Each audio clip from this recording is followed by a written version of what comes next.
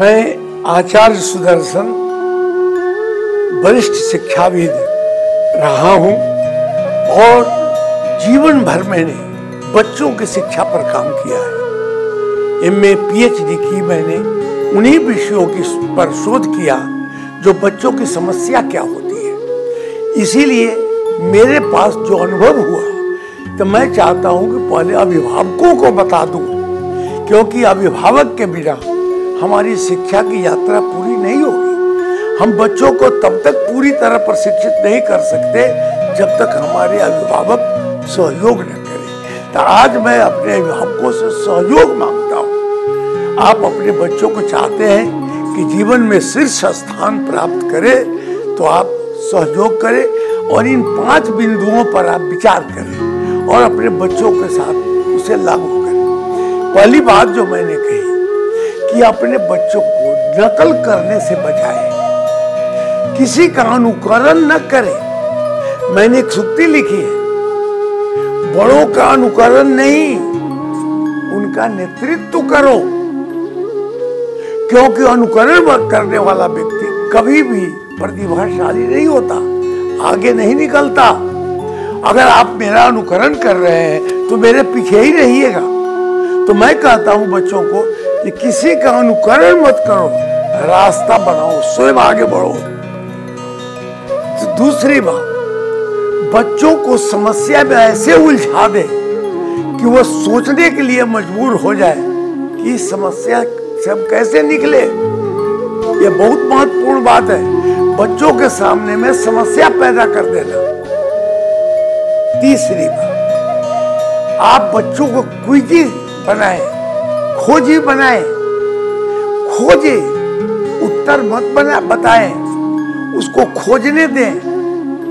बच्चा अगर पूछता है कि 2 और 2 कितना होता है तो आप कहीं मुझे मालूम नहीं, क्योंकि उत्तर बताने वाला व्यक्ति बच्चों को पराश्रित बना देता है। तो मैं अभिभावकों से निवेदन करता हूं कि अपने बच्चों को खोजी बनाइए, उसे खोजने दें। कैसे पूछता है सवाल तो उसका उत्तर उसको खोजने दें। कभी कभी ऐसे उलझे हुए प्रश्न भी आप बच्चे से पूछें, ऐसा क्यों? हम रात में सोते क्यों हैं? हमारी आंख की पुतली ऐसे क्यों करती है? बिजली कैसे कड़कती है? आप बच्चों से पूछिए। वर्षा कैसे होती है? चलते समय हाथ क्यों भांजते हैं? ये सब पूछिए। स्त्री को मूछें नहीं होती, इसका उत्तर खोजवाइए।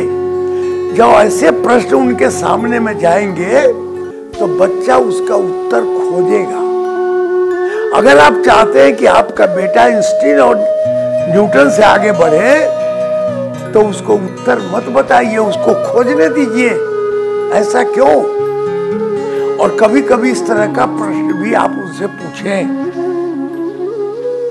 हमारे यहाँ देश में प्राचीन काल में ऐसी परंपरा रही है कि बच्चों को श्लोक याद कराया जाता था। प्रातः स्मरामि हृदय संस्फुरदात्म तत्त्वम्। बच्चों को श्लोक याद कराइए कि उससे उसका संस्कार बदलेगा। मंत्र याद कराइए, मंत्र का याद करें, इससे 2 लाभ होगा। एक, पाठ याद करने में भी उसकी सुविधा होगी। आजकल टीवी से, मोबाइल से, व्हाट्सएप से जो जितनी बच्चे को सूचना दी जा रही है उससे बचाइए। उससे बच्चा ओरिजिनल नहीं बनेगा, वह नकली बन जाएगा आपका बेटा।